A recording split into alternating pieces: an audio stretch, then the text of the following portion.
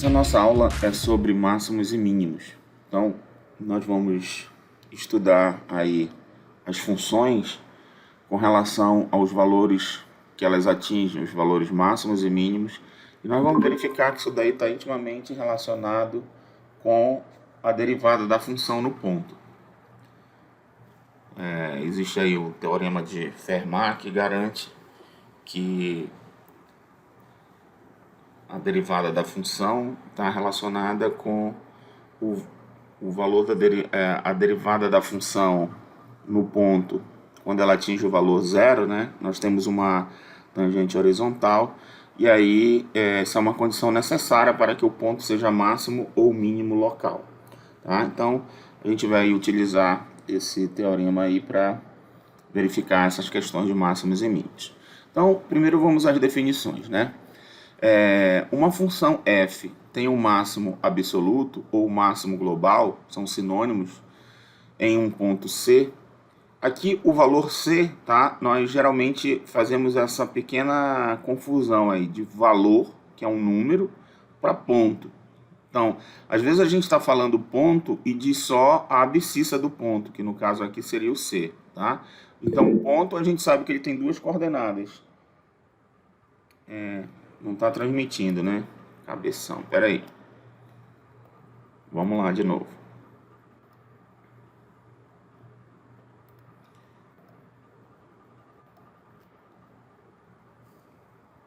Vamos lá.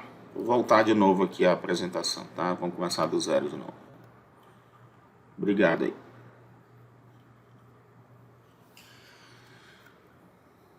Bom, a nossa aula de hoje é sobre máximos e mínimos.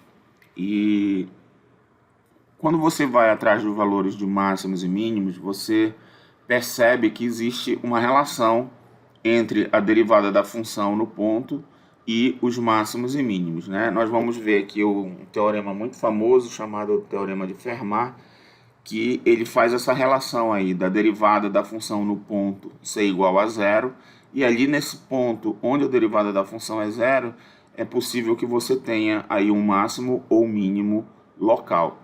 Mas aí a gente está falando de máximo e mínimo local, ou máximo e mínimo global, ou absoluto, e a gente tem que ver essas definições aí. Então, vamos partir aí para essas definições, tá? Então, uma função f tem um máximo absoluto ou máximo global em um C, se f de C é maior ou igual a f de x para todo x em D, onde D é o domínio da função f. O número fc é chamado valor máximo de f em C. Tá? Algumas vezes, né, nós vamos estar falando de um ponto C, mas nós vamos estar somente tratando esse ponto C. C aqui, na verdade, é um número, né? Ponto, para a gente, é algo que tem duas coordenadas, C, f de C. Mas, às vezes, nós falamos ponto máximo em C, ou mínimo em C. E está chamando isso daqui de ponto, tá? Então, quando nós estivermos falando um ponto de máximo em C, quer dizer que a gente está falando assim, o ponto é esse daqui, C, f de C, mas nós nos referimos só à coordenada x dele, tá? Então, está falando, no ponto C, mas C é só um número, mas quando a gente está falando ponto, nós estamos referindo ao ponto de duas coordenadas e estamos só fornecendo o valor de x. Como a gente tem o f, a gente consegue encontrar o f de C, tá? Então, às vezes a gente vai estar falando ponto crítico, por exemplo, mas é um valor crítico, é só aqui o número C, tá? Mas sem problema nenhum. Quando falar assim ponto eu falo ponto e um número, então você já sabe que é a primeira coordenada do ponto, tá? Bom, analogamente, o f, a função f, ela vai ter um mínimo absoluto ou mínimo global se C em C, né? Se f de C for menor ou igual a f de x. Então, note que todos os valores da função para qualquer ponto do domínio vai ser maior do que esse valor da função f no ponto C. Então, isso caracteriza o fato do C, em C, a função assumir um valor mínimo global, tá? Então, isso vale para todo ponto x do domínio, né? Bom, os valores máximo e mínimo de f são chamados valores extremos. Então, se alguém lhe pedir assim, encontre os valores extremos da função f, então você vai ter que correr atrás dos máximos, valores de máximos e mínimos, tá? Então, é isso que quer dizer valores extremos. Então, aqui tem uma ilustração que esse aqui, ó, né? A função ela está limitada aqui por a, né? E até aqui. Então, esse daqui seria o maior valor possível, ela assumiria um máximo aqui em D. E esse daqui seria o menor valor possível. Ó, ela está assumindo um mínimo aqui, né? Então, maior valor e aqui o menor valor. Então, ela assumiria o mínimo em A e o máximo em D, tá? Observe que aqui, ó, é o maior valor possível que a função está assumindo. Esse tamanho aqui, f de D. E aqui o menor valor possível, que é o f de A. Então, para qualquer x, de A até aqui o domínio da função, não dá para saber direito até onde vai, mas o menor valor possível que a função assume, para qualquer valor de x, é esse daqui, f de A, e o maior valor possível que ela assumiu aqui é f de D. Apesar da gente não saber como é a lei da função, mas graficamente a gente tem essa ideia, tá? Então, aí nós teríamos aí o valor mínimo f de A e o valor máximo f de D, tá? Muito bem. Bom, aí a gente vai definir o que é máximo e mínimo local.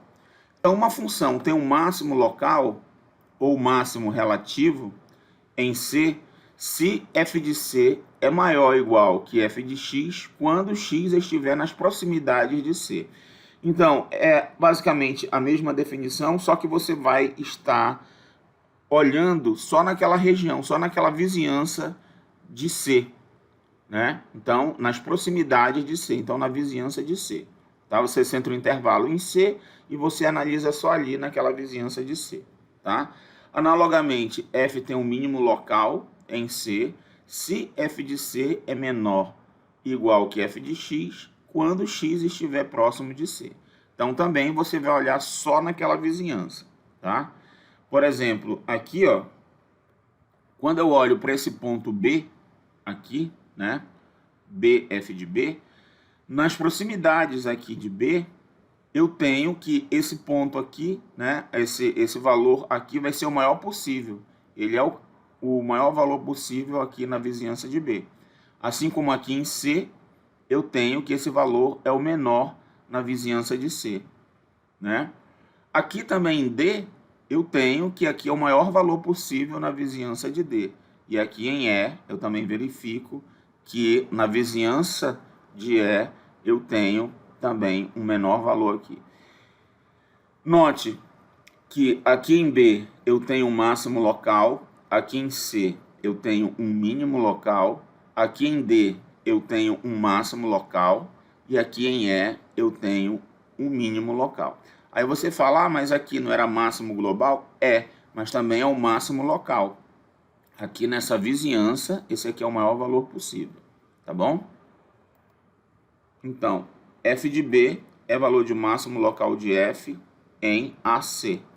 Então, eu estou pegando aqui, se eu considero só esse intervalo de A até C, esse daqui é um máximo local, tá?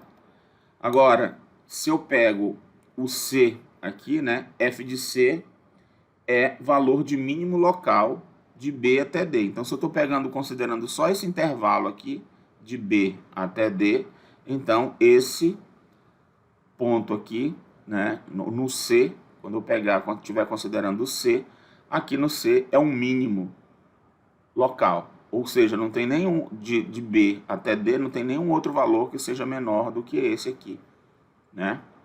Tá certo? Então aí dá pra gente ter uma ideia aí de máximo e mínimo local, tá? Por exemplo, aqui, ó, eu tenho f de x igual a cosseno de x. né? Nós sabemos que a função cosseno de x, ela varia aí, o domínio dela é qualquer conjunto dos números, o conjunto dos números reais todo, mas a imagem dela varia entre -1 e 1, certo? Então, o maior valor que ela assume é 1 e o menor valor que ela assume é -1. E aí a gente percebe o seguinte, ó, o 1 vai ser um máximo dela, né? Ela vai ser máximo absoluto em 1, porque ela nunca ultrapassa o valor 1, né? E esse valor é atingido um número infinito de vezes, uma vez que ela é uma função periódica, né? E o cosseno de 2nπ é igual a 1 quando eu faço o n pertencer a z. Tá faltando o z aqui, tá? Então, para qualquer n pertencente a z aqui, deixa eu colocar um z com a mão aqui, tá? O conjunto dos números inteiros, né? Eu vou ter que esse valor vai ser igual a 1, tá? Tipo, quando n for 0, vai dar cosseno de 0. Depois, quando n for igual a 1, vai dar 2π e assim por diante, né?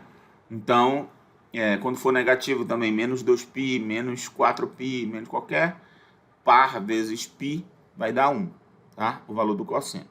E aí, nós sabemos que o cosseno, né, como eu havia dito, ele varia entre -1 e 1 para todo x. Então, quer dizer que nesses pontos aqui, 2n vezes π, a função vai atingir o valor máximo. E esse, como n pertence a z, né, é um número inteiro, nós vamos ter que isso acontece uma infinidade de vezes, tá? Então, a função cosseno, ela possui infinitos pontos de máximo e também vai possuir infinitos pontos de mínimo, né? Então, dessa forma, o cosseno de 2n mais 1π é igual a -1. Agora eu estou pegando esses pontos aqui, 2n mais 1π é um número ímpar, né? Então, a função cosseno, a gente sabe que ela funciona assim, né? Se você pega o ciclo trigonométrico aqui, vou tentar fazer aqui. Ó, quando eu pego aqui esse ponto, né? Eu tenho o valor 1, que é essa medida toda aqui, ó. Tá? Que é o valor do cosseno, né? Certo? Então, quem são esses pontos? São os pontos da forma 2nπ, onde n é um número inteiro, né? Então, são a quantidade de voltas que eu dou aqui, esse n, né? Então, quando n é igual a 0, vai dar 0, bem aqui.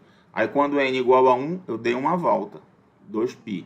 Quando n é igual a 2, eu dou 2 voltas, 4π, né?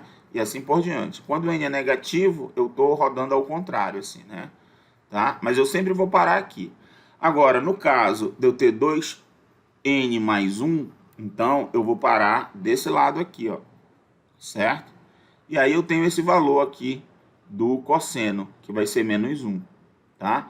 Então, quando é ímpar, né, eu vou ter da forma 2n mais 1, um ímpar, vezes π. Aí, isso daqui vai dar desse lado aqui, certo? Então, tem os números ímpares aqui, por exemplo. Quando eu faço o n igual a 0, eu vou estar em π. Então, eu vou estar bem aqui. Quando eu faço n igual a 1, eu vou estar 2 vezes 1, 2, mais 1, 3. 3π. Então, o que eu faço? Ando no π e dou mais uma volta completa, paro aqui de novo, tá? Então, dessa forma, esses cosseno de 2nπ é igual a -1. Então, eu tenho o quê? Eu vou ter os pontos de mínimo, né? Então, o valor mínimo, onde n é qualquer inteiro, tá? Então, os números ímpares aqui vão me gerar os valores mínimos, né, da função. Você sabe também, né, que graficamente o cosseno, vamos fazer aqui rapidinho, tá? Vou pegar o GeoGebra aqui só para a gente ver o gráfico da função cosseno. E para a gente ver que realmente são infinitos esses pontos, né? Ó, coloco aqui cosseno de x. Olha aí. Bem aqui, ó, tá passando o 1 e bem aqui tá passando a reta menos 1, né? Então, ó, esses valores aqui, ó. Aqui é o máximo, aqui mínimo. Máximo, mínimo, máximo, mínimo, máximo, mínimo, né? Quando eu pego aqui a função y igual a 1, eu tenho aqui, ó, y igual a menos 1. Eu tenho aqui. Então, ela está limitada por essas duas funções, ó, pela 1 e pela menos 1. E nesses valores aqui, nesses pontos, ó, aqui, né, são os pontos onde nós temos os máximos e os mínimos, tá? Eu não sei se ele consegue calcular todas essas interseções, eu acho que não. A interseção dessa curva com essa. Ele acha só uma aqui, ó, né? E dessa curva, dessa curva com essa. Ele achou esse outro. Se você olhar aqui esse ponto, ó, que é menos 1, é o ponto 3,14, que ele está arredondando o π aqui, menos 1, né? Esse ponto aqui, ó, é o 7,85, né? Que é o 2π zero. Esse aqui não tem nada a ver, esse aqui, né? Esse ponto A aqui, ó, é o 6,28, que é o 2π, tá? Então, aqui é o arredondamento do π, né? Beleza? Então, realmente, ele encontrou os pontos onde aqui é máximo e aqui é mínimo. Claro que esses pontos são infinitos, né? Você pode andar infinitamente aqui para a direita ou infinitamente aqui para a esquerda, você vai obter que todos esses pontos aqui são pontos de máximo global, né? Os de cima vão ser os máximos globais e os de baixo vão ser os mínimos globais, tá? E são locais também. Muito bem. Agora, esse outro exemplo aqui, ó, f de x igual a x ao quadrado, né? Bom, f de x igual a x ao quadrado, nós temos que f de x é maior ou igual que zero, pois x ao quadrado é maior ou igual que zero, né? Para todo x. Então, note que todos os valores da função são maiores ou iguais a zero, certo? Portanto, f de 0 igual a zero é valor mínimo absoluto e local de f, tá? E aí o que vai acontecer aqui? Eu tenho que o zero é um mínimo absoluto e mínimo local. Então, todos os valores da função são maiores ou iguais a zero, né? Então, bem aqui eu tenho o mínimo. Aí, essa função, ela possui um máximo? Não. Por quê? Porque ela vai crescendo indefinidamente para cá, né? Qualquer valor que eu tome, o x, tomo um valor x0 lá, eu pego um valor maior do que x0, o valor da f de x0 vai ser maior, porque ela é crescente, né? Para cá e ela é crescente para cá, tá? Na verdade, ela é crescente para os dois lados. Então, desculpa, aqui ela é decrescente, né? Desse lado aqui ela é decrescente, tá? Mas aqui ela é crescente. Então, se eu tomo um valor aqui, x0 bem aqui, quando eu pegar um valor menor, um x1 menor do que o x0, o f de x1 vai ser maior do que o f de x0. Então, para qualquer valor que eu tome, aqui eu sempre encontro um outro valor que o valor da função vai ser maior. Então, ela não tem máximo, tá? Máximo absoluto nem máximo local, tá bom? Mas mínimo tem. Qual é o valor de mínimo? O valor de mínimo dela é zero, né? Porque no zero ela atinge o valor zero e ninguém é menor do que zero aqui. Não passa para cá o gráfico da função, tá? Muito bem. F de x igual a x ao cubo. Olha só. Isso aqui é bem interessante, essa função, porque olha o que acontece com ela, né? Ela não tem máximo nem mínimo, ó. Ela vai para cá infinitamente, não tem um valor mínimo aqui, né? Ela não vai ter aqui também um valor máximo, né? Porque para cá ela estoura, né? Cresce indefinidamente, tá? E também não dá nem para dizer que numa vizinhança aqui ela vai ter um máximo ou mínimo, né? Porque se eu pego o zero aqui, por exemplo, qualquer cara na vizinhança, dependendo do intervalo que eu tomar, vai ser menor do que esse zero, ou maior do que o zero se eu pegar para a direita. Então, essa função aqui, né, ela não tem nem um mínimo e nem um máximo, tá? Então, é um exemplo de função que não tem nem um máximo nem um mínimo, beleza? Bom, aí vamos analisar esse exemplo aqui, ó. F de x igual a 3x à quarta menos 16x ao cubo mais 18x ao quadrado. E nós vamos... essa função está definida nesse intervalo de menos 1 até 4. Tá? E aí o que acontece? Se a gente for analisar o gráfico dela, nós temos isso daqui, que é o seguinte... a gente observa que nesse ponto aqui, né, que é o menos 1, é o extremo do intervalo, ela assume o valor menos 1, 37, ou seja, o valor da função é 37, tá? Bem aqui nesse ponto, no ponto 1, né, quando o x é 1, o valor da função é 5. Bem aqui nesse ponto, onde x é igual a 3, o valor da função é menos 27, tá? Então, o que a gente percebe aqui, ó? F de 1 é igual a 5 é um máximo local. Perceba aqui, ó, que aqui é máximo local, não é máximo global, tá? Na vizinhança aqui, por exemplo, se eu pegar o intervalo de 0 até 2, esse daqui a gente percebe que é um máximo local, tá? Agora, se a gente olhar aqui para o menos 3, né? E eu pego esse intervalo aqui de 2 a 4, esse aqui, no 3, melhor dizendo, ele é um ponto de mínimo local. Mas se eu olhar com relação à função todinha aqui, como ela está definida desse intervalo aqui de menos 1 até 4, esse daqui é o menor valor da função também. Então, nesse ponto aqui, eu tenho um mínimo global. Tá? Então, aqui nesse ponto, nós temos um mínimo global. Então, é isso que eu estou aqui, ó. F de 1 igual a 5 é um máximo local, enquanto F de menos 1 igual a 37 é um máximo absoluto, que não é um máximo local, pois ocorre em um extremo do intervalo.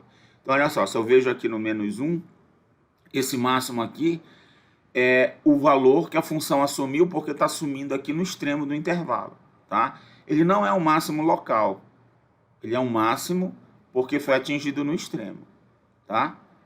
Esse ponto aqui. Esse ponto é mais alto do que esse aqui. Então, esse daqui é máximo global. A função está definida no intervalo.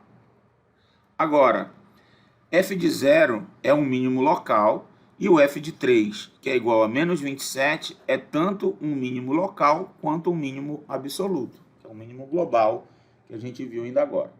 Tá certo?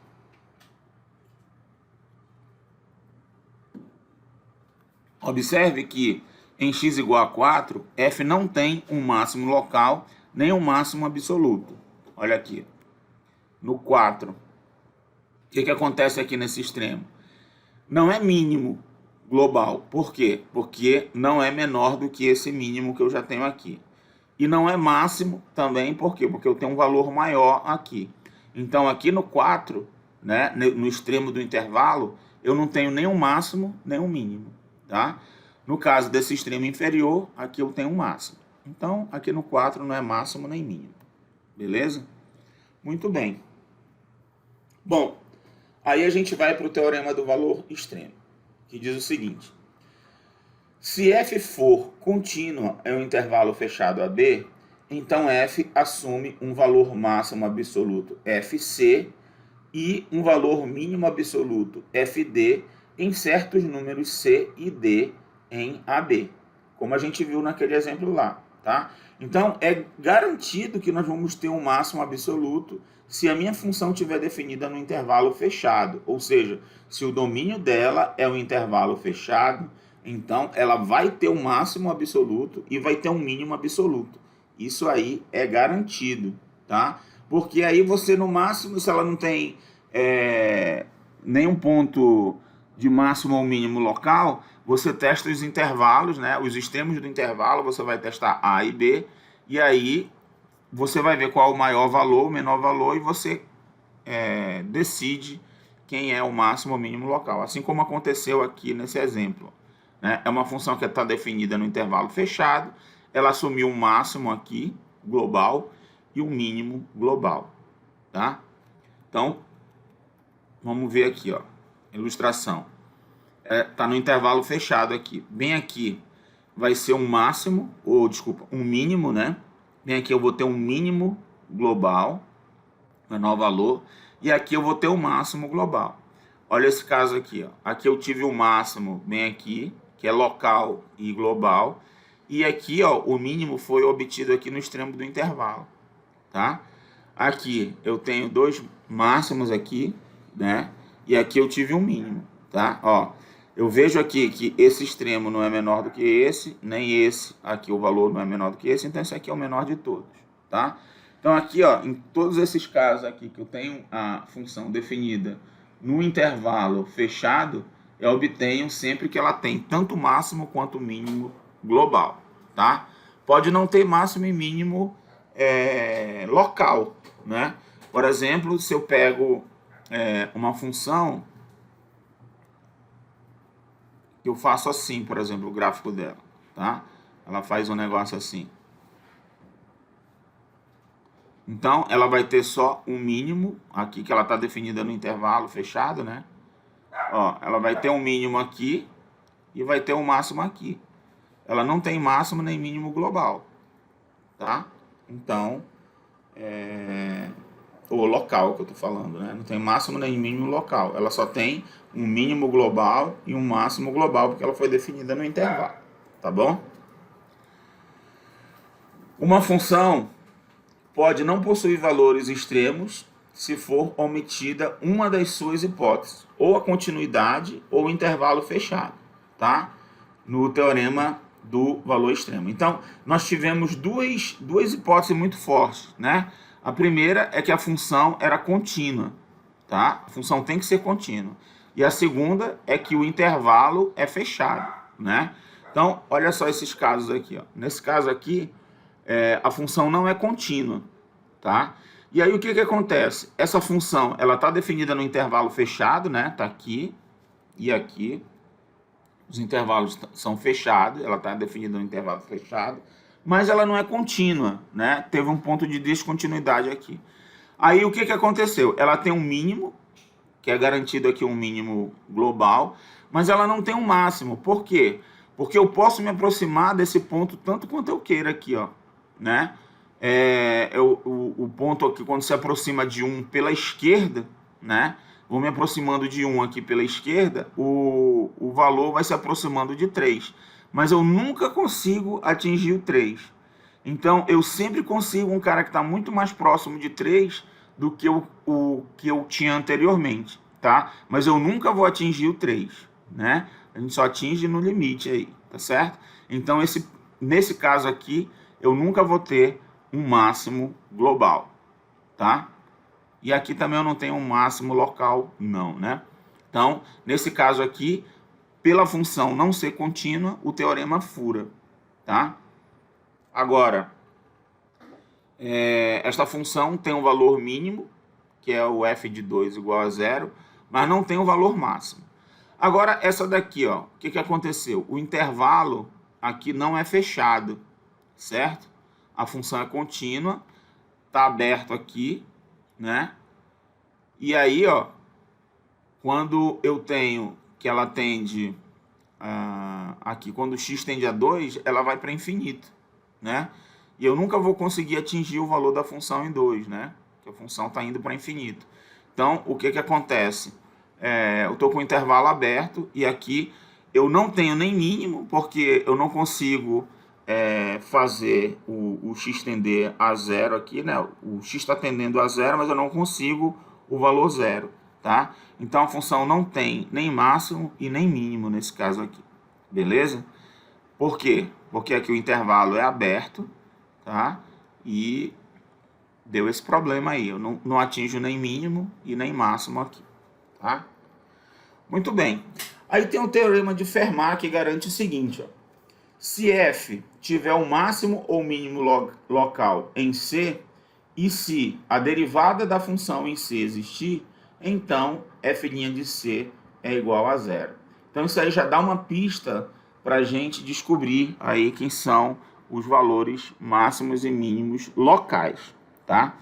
Então, observe, ó, quando eu tenho um máximo ou mínimo local, né, a derivada da função no ponto é igual a zero. O que quer dizer isso? Lembra lá que a derivada da função no ponto ela está relacionada com o coeficiente angular da reta tangente?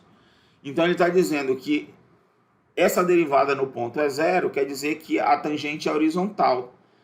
Realmente, ó, quando eu tenho um ponto aqui que ele é máximo ou mínimo, a reta tangente nesse ponto é horizontal. Ó. Ou seja, o coeficiente angular da reta tangente é zero. Ou seja, a derivada da função nesse ponto é zero. Então, ó, os pontos que eu vou ter aqui, que a derivada é zero, eles são os candidatos naturais a serem os máximos e mínimos locais, tá? Então, se é um máximo local, né, a derivada da função no ponto é zero quando a derivada existe. Às vezes a derivada não existe no ponto, tá? Então, tem que ficar ligado nisso. Se a derivada existir, ela vai ter que ser igual a zero. É isso que diz o teorema. Olha aqui esse exemplo. Esse exemplo aqui é bem legal, que nós temos o seguinte, a função f de x ao cubo, né? O que vai ser a derivada da função? A derivada da função vai ser 3x ao quadrado, né? Eu derivando isso aqui, eu tenho 3x ao quadrado. Muito bem. E aí, qual é o valor que faz dar zero? É no zero, né? F' de zero é igual a zero. E aí, se você for olhar no zero, tá? Você vai ter aqui uma tangente horizontal, mas nem por isso esse ponto zero aqui é um ponto de mínimo ou de máximo local, tá? Então, o fato de que f' de zero é igual a zero significa simplesmente que a curva y igual a x ao cubo tem uma reta tangente horizontal em 0, 0, tá? Mas isso não garante que aqui eu tenho máximo ou mínimo local, tá certo? Beleza. Então, nós garantimos o seguinte, se no ponto, né, como é o caso aqui, ó, se no ponto eu tenho um máximo ou mínimo local, a tangente é horizontal, certo?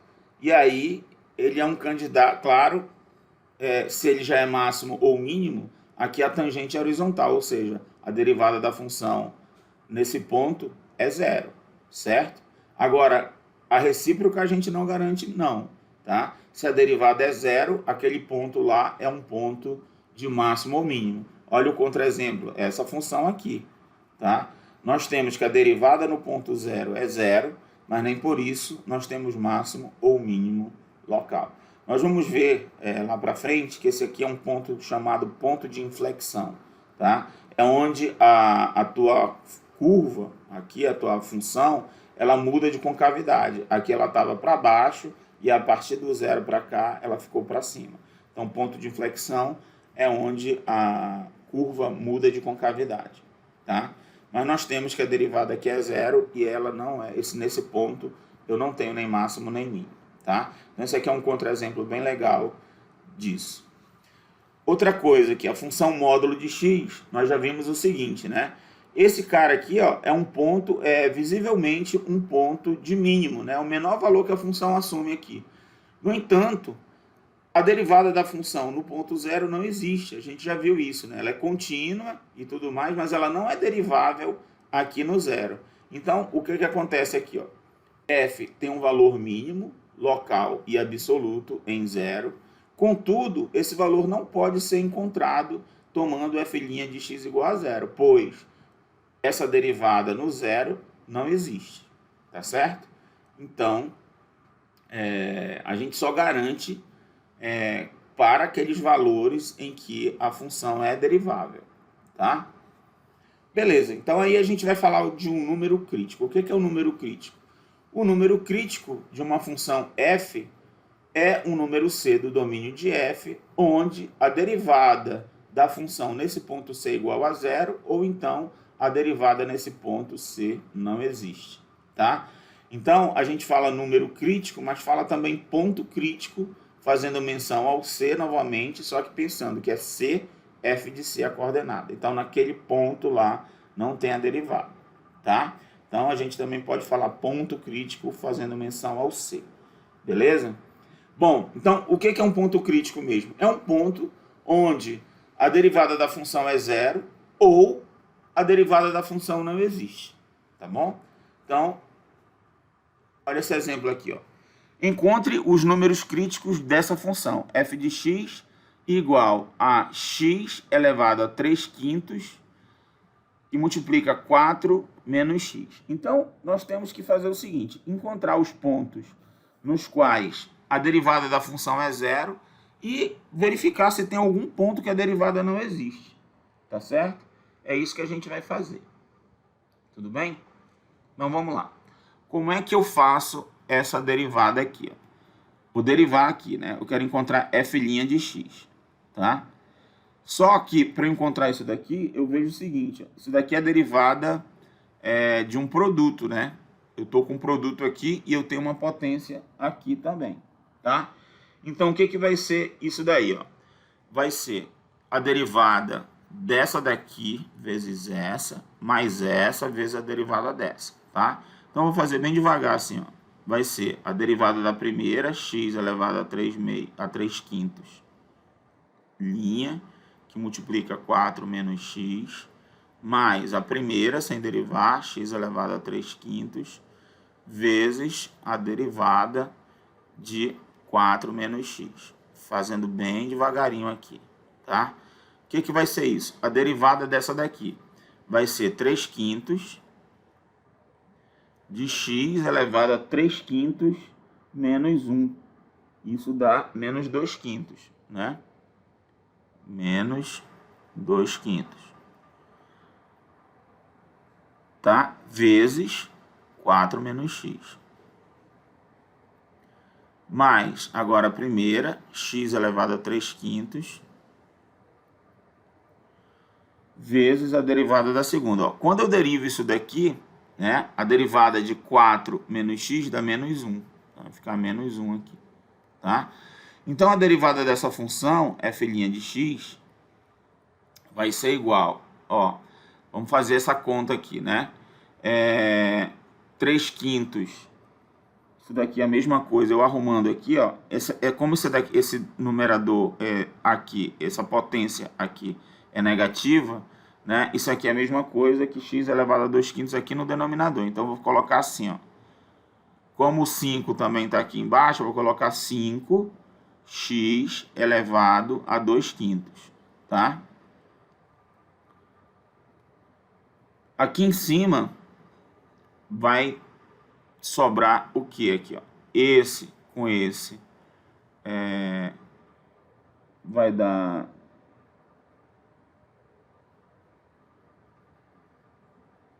aqui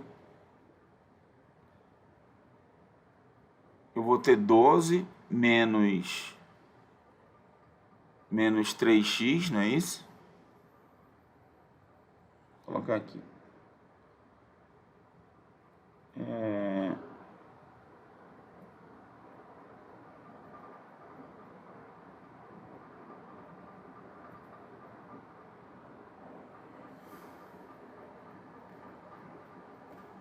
Esse camarada aqui ficou negativo, né? Então eu vou colocar assim, ó. Vai ficar 12 menos 3x menos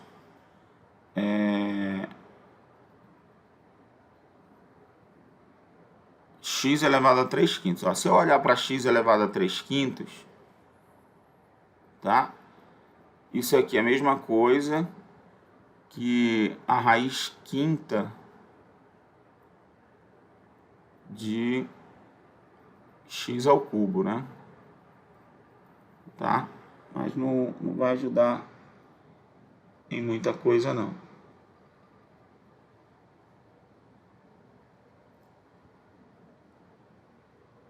Deixa eu ver o que eu faço aqui. Aqui vai ficar menos x elevado a 3/5. Tá? Bom, o que nós queremos aí?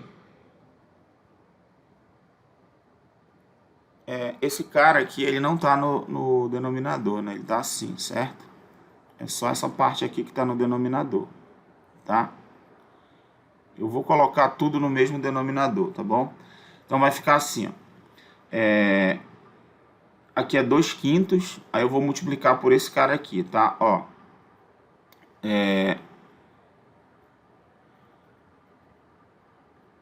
Tá claro o que eu quero fazer? Ó, o MMC aqui vai ser 5x elevado a 2/5, né? Aqui eu tenho 1 aqui, né? Então vou fazer isso vezes isso, tá? E aí quando eu faço 5x elevado a 3/5 vezes, na verdade aqui é 2/5, né? 2/5 vezes x elevado a 3/5, essa coisa aqui, né? Eu vou somar os numeradores, não é isso? Então isso daqui vai ser 5x elevado a 5 sobre 5, que é 5x, tá? Então essa conta aqui vai ficar assim, ó, 12 menos 3x menos 5x, tá? Então isso daqui vai ser igual a menos 3x menos 5x vai dar 8x. Então eu vou ter 12 menos 8x dividido por 5x elevado a 2/5. Tá? Muito bem. Aí eu quero verificar qual é o valor de x que faz f de x ser igual a zero.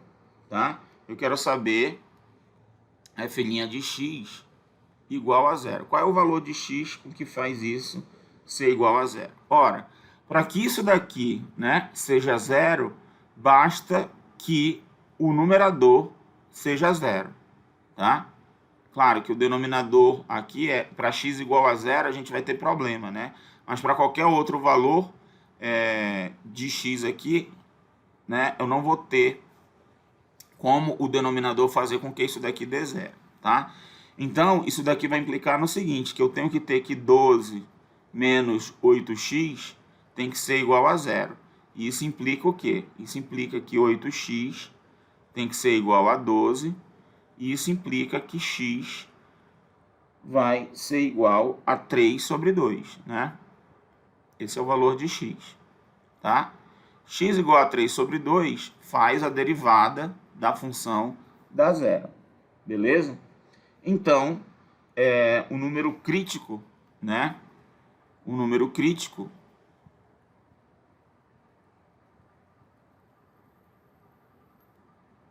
é x igual a 3 sobre 2. Tá?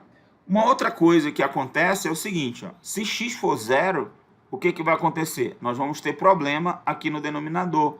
A derivada não vai existir, certo? Então, se a derivada não existe em x igual a zero, nós temos também aí que esse x igual a zero é um valor crítico também, tá? É um número crítico. Então, outro número crítico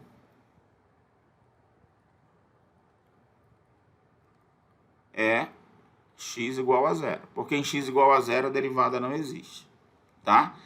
Ó, nesse caso aqui, foi pelo motivo da f' aqui de x ser igual a zero, a derivada da função no ponto ser igual a zero. E nesse caso aqui, foi por nós, f' de x aqui não existe, tá? No x igual a zero, beleza? Então, aqui foi por um motivo e aqui foi por outro motivo, tá? Então, nós tivemos aí dois números críticos, tá? Os números críticos foram x igual a 3 sobre 2 e x igual a zero. Então, nós temos esses dois números críticos aí para essa função, beleza? E aí, tá feita o que foi pedido, tá? Encontramos aí os dois valores críticos. De boa? Aqui está a solução, né? Muito bem. Aí, nós temos aí a reformulação do teorema de Fermat. Que aí, o que tem de novo aqui? Ele diz o seguinte: se f tiver um valor máximo ou mínimo em C, então C é um número crítico de f. Aí tá legal, ó, porque ou a derivada não existe, ou então a derivada nesse ponto é zero, tá? Então, a partir dessa definição de número crítico, né, o teorema de Fermat garante o seguinte: se a minha função tiver um máximo ou mínimo local num ponto C, então ou C é um número crítico, ou C é um número crítico, ou seja, ou a derivada em C é zero, ou então a derivada em C não existe, tá? É isso que garante aí esse teorema. Bom, uma observação que é muito importante é a seguinte: o método a seguir ele é útil para encontrar os valores de máximos e mínimos absolutos de uma função contínua f em um intervalo fechado a b. Esse procedimento é chamado método do intervalo fechado. Tá? Qual é o procedimento para nós encontrarmos aí os máximos e mínimos absolutos de uma função f no intervalo fechado? Lembra, só vale se o intervalo for fechado e a função for contínua, tá? Senão, não vale. Então, vamos lá. O que diz o método? Ele diz o seguinte: primeiro encontre os valores de f nos números críticos de f, né? Então, você vai pegar aqui os valores de f nos números críticos. Então, calculo todos lá, vejo os números críticos, ou seja, aqueles números que a função não tem derivada e os valores que a derivada da função é zero. Encontrei esses números críticos e calculei o valor da função nesses números críticos, tá? Foi o primeiro passo. O segundo passo: encontre os valores de f nas extremidades do intervalo. Então, calculo lá no intervalo, no limite inferior do intervalo e no limite superior do intervalo. Tenho lá os valores da função. Depois eu faço a comparação. O maior valor entre as etapas 1 e 2 é o máximo absoluto, ao passo que o menor valor é o mínimo absoluto, tá? Então, eu encontrei aqui os valores máximos e mínimos locais, encontrei os valores da função no ponto, nos extremos do intervalo, faço a comparação. O maior deles é o máximo global e o menor deles é o mínimo global, tá? Vamos ver esse exemplo 8 aqui, ó, que nós temos essa função aqui, f de x igual a x ao cubo menos 3x ao quadrado mais 1, e nós queremos encontrar o máximo e mínimo absoluto da função.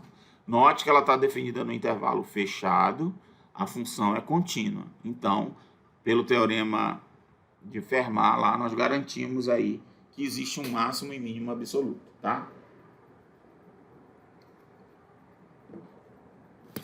Primeiro passo, então, é encontrar os valores críticos, né? Então, como é que eu encontro os valores críticos? Primeiro eu vou derivar aqui a função f' de x.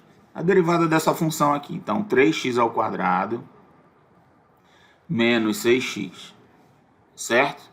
E aí o que eu faço? Eu igualo isso aí a zero para encontrar quais são os valores de x que fazem isso daí dar zero. Então, pego 3x ao quadrado menos 6x igual a zero. E aí, divido tudo por 3, eu tenho que x ao quadrado menos 2x é igual a zero. Coloco o x em evidência, né? X que multiplica x menos 2 igual a zero. Aí eu tenho x igual a zero ou x igual a 2. Então, tenho dois valores aí, 0 e 2. Esses aqui são os valores críticos. Observe que eu não tenho problema nenhum com a derivada aqui, né? Quando eu derivei aqui, não tem nenhum valor de x que dê indefinição. Então, essa função ela é derivável. Aqui existe a derivada em qualquer ponto da função, certo? Então, esses valores aqui, ó, x igual a 0 e x igual a 2, são valores críticos, né? E aí eu tenho que calcular o valor de f nesses pontos, tá? No 0 e no 2. Então vamos lá. Eu vou calcular aqui em cima, tá? F de 0. Quanto é que é o f de 0? Eu tenho que substituir na função aqui, ó. Aqui vai dar 0, aqui vai dar 0, vai dar 1, certo? F de 0 é 1. E agora eu vou calcular quem é o f de 2, certo? O f de 2 vai ser igual, ó, vou substituir aqui. Vai dar 8, fazer uma continha bem aqui, tá? 2 ao cubo, 8, menos 2 ao quadrado, dá 4. 4 vezes 3, 12. Então, aqui está dando menos 12. Mais 1, tá? Então, isso daqui está dando menos 3, né? Beleza? Esse aqui é o valor do f de 2. Então, aqui deu menos 3. Beleza. Esses aqui são candidatos a máximo e mínimo globais, tá? Agora, o que eu tenho que fazer? Eu tenho que substituir, encontrar o valor da função nesses extremos aqui, aqui e aqui, tá? Então, nós precisamos calcular aí o f de meio, de menos meio, né?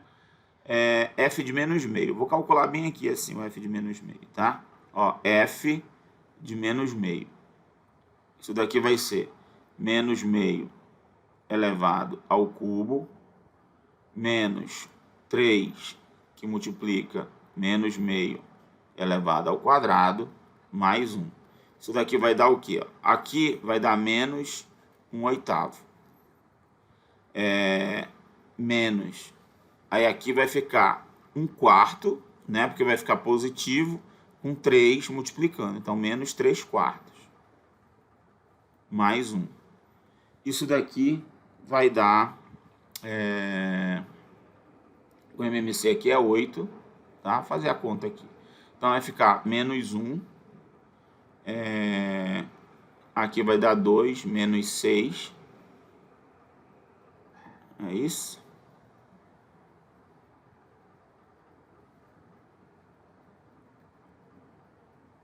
Mais... aqui vai dar 8, né? Tá? Então, isso daqui dá 1/8. Então, vou colocar aqui em cima o F, só para a gente fazer a comparação. O F de menos meio deu igual a 1/8. Tá? E aí, a gente tem que calcular também aqui no 4, nesse outro extremo aqui, o F de 4. Tá? F de 4. Então, F de 4 vai ser igual a 4 ao cubo, né? Então, quando eu faço 4 ao cubo, vou fazer a conta aqui, tá? 4 ao cubo menos 3 vezes 4 ao quadrado, que é 16, mais 1, tá? Bom, 4 ao cubo dá 64, né? Então, eu vou ter 64 menos 3 vezes 16 dá 48. 48 mais 1, certo? Então, 64 menos 48, isso dá 16. Né? 16 mais 1, isso vai dar 17, tá? Vou colocar assim, 16 mais 1. Então, isso daqui é igual a 17. Então, nós tivemos aqui que o F de 4 é igual a 17. Aí eu vou fazer as comparações aqui. Qual foi o menor valor que eu tive aqui dos 4? O menor valor de todos foi esse daqui, né? Então, esse daqui, ó, é o mínimo global. Qual foi o maior valor que eu tive aqui? Foi 17. Então, esse daqui é o máximo global. Beleza? Então, pronto. Eu já sei quem são aí os máximos e mínimos globais, tá? Então, em x igual a 2, temos o máximo, o mínimo, né? O mínimo global. E em x igual a 4, temos o máximo global. Tá? Era isso que o problema pedia, tá? Máximo e mínimo. Note, porém, que esse mínimo global, ele é mínimo local também, porque aqui a gente obteve através da derivada aqui da função, certo? Em x igual a 2, né, foi o mínimo. Em x igual a 0 também, né, nós vamos ter aqui esse valor aqui, ele deve ser de máximo, tá? Que a gente consegue visualizar através do gráfico da função, tá? Se a gente tiver acesso aqui ao gráfico da função, deixa eu ver aqui se o gráfico está aqui. Se não tiver, está aqui, ó. Aqui está o gráfico da função. Ó, o que aconteceu aqui, né? Nós tivemos que esse ponto aqui foi o máximo, que foi obtido através no extremo do intervalo, né? Que foi no 4. Esse daqui foi o mínimo, que ele também é um mínimo local, mas foi o mínimo global. Bem aqui no 0, nós tivemos um máximo local, tá? Mas, desculpa, ele perdeu para esse daqui, certo? Aqui nós encontramos aqui que era um ponto crítico, ele foi máximo, mas o que aconteceu? Máximo local, né? Mas ele perdeu para esse máximo aqui, que era o máximo global, tá? E aqui, esse daqui, né, que era um valor aqui no extremo também, era um candidato a ser mínimo, mas ele perdeu para esse daqui, que é menor do que ele, tá? Então, nós obtivemos aqui o mínimo em x igual a 2 e o máximo em x igual a 4, que foi o que a gente encontrou aqui, tá? Isso aqui foram os valores que a gente obteve, né, aqui na conta, e aí foi do jeito que a gente fez. Beleza? Muito bem. Bom, olha esse outro aqui, ó. Encontre os valores máximo e mínimo absolutos da função. Então, eu quero encontrar os máximos e mínimos absolutos. Então, é o mesmo procedimento. Primeiro eu derivo a função. Então, para encontrar os pontos críticos, eu vou derivar.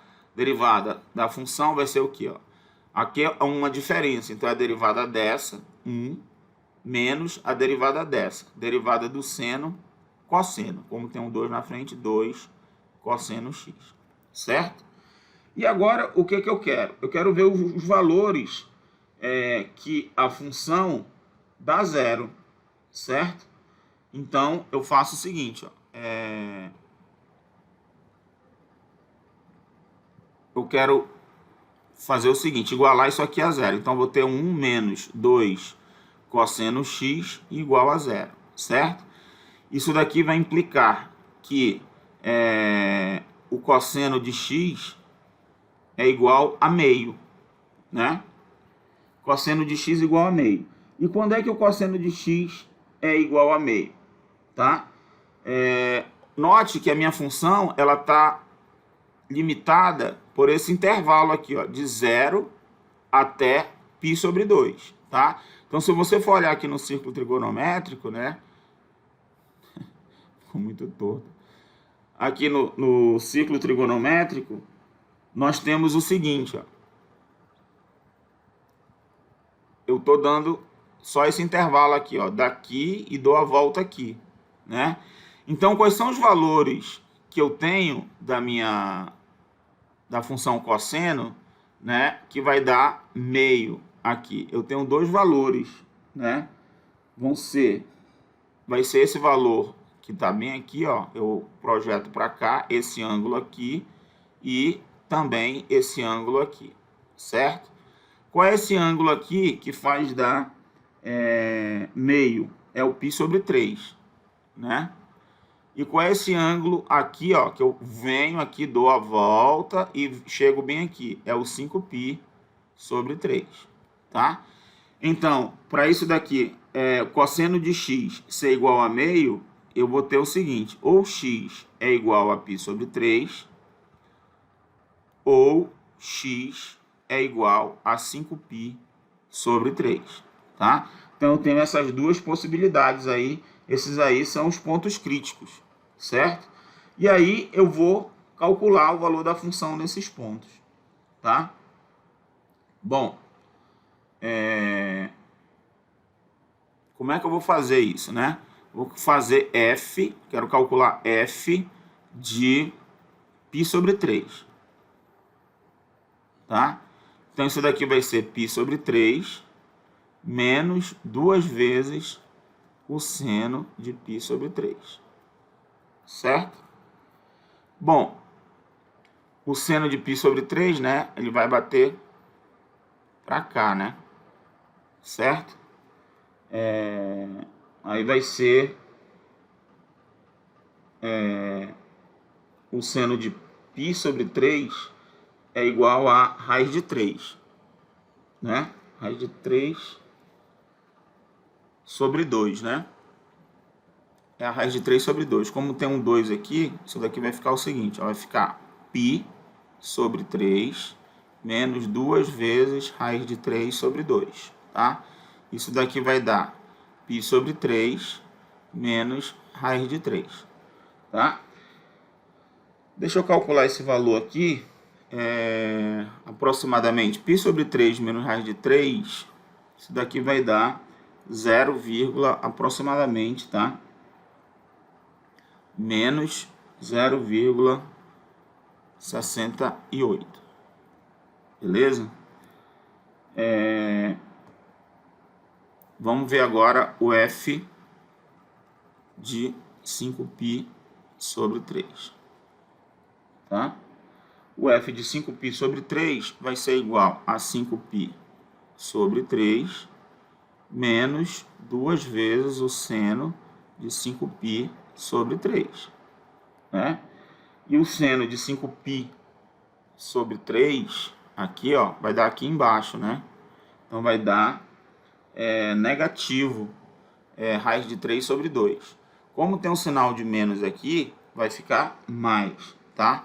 Então, isso daqui vai ser igual a 5π sobre 3 mais 2 vezes a raiz de 3 sobre 2. E isso daqui vai dar só a raiz de 3, né? Então, isso aqui é 5π sobre 2 mais raiz de 3, tá? Fazendo essa conta, isso dá aproximadamente 6,9, tá? Bom, e aí, nós novamente temos aqui o seguinte, temos que calcular os extremos, né? O valor aqui e o valor aqui, tá? Então, vamos lá. Vou calcular agora o f de 0, calculando nos extremos. O f de 0 vai dar 0 menos 2 seno de 0. E o seno de 0 é 0, então isso daqui é 0, tá? E o f de 2π, né? F de 2π. O f de 2π vai ser igual a 2π menos 2 seno de 2π. E o seno de 2π é 0. Então, isso daqui dá 2π, tá? Bom, nós temos aqui, então, o seguinte. Qual foi o menor valor? Esse daqui. Esse daqui. E o maior valor, ó.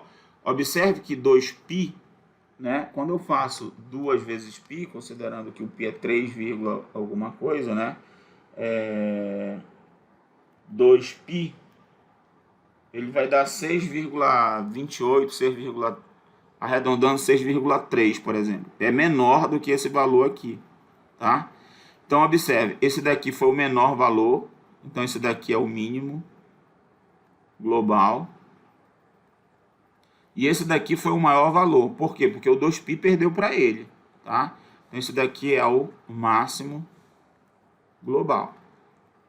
Beleza? Então, nós temos aí quem são o máximo global e o mínimo global aí que o problema pediu, tá? Então, só reprisando aqui a história, nós temos que encontrar os pontos críticos, né? Encontramos aqui os pontos críticos, calculamos os valores da função nos pontos críticos e calculamos também o valor da função nos intervalos, nos extremos do intervalo, né? E aí nós comparamos. O maior valor de todos é o máximo global e o menor valor de todos esses aqui é o mínimo global. Então nós encontramos aí quem é o mínimo global e o máximo global aí da nossa função. Tá bom, pessoal? Bom, aqui está a solução, né, como eu fiz lá, tá? E obtivemos aí quem é o valor mínimo global e o valor máximo global. Aqui está o gráfico da função, né? E aqui está mostrando, eu tenho um intervalo aqui, tá? Ele começou aqui, né? Foi de 0 até 2π. O maior valor foi esse, obtido aqui, e o menor foi esse daqui, tá? Então, os pontos críticos que nós encontramos lá foi π/3 e 5π/3, né? Então, aqui é o 5π/3 e aqui é o π/3, beleza? Então, esses aqui são os, respectivamente, mínimo global e máximo global da função nesse intervalo, beleza? Bom, pessoal, era isso aí que a gente tinha para hoje. Tá? Na próxima aula aí, a gente vai ver a questão de problemas de otimização. Então, a gente vai utilizar toda essa teoria de máximos e mínimos aí para resolver problemas de otimização. A gente se encontra aí na próxima aula. Até lá!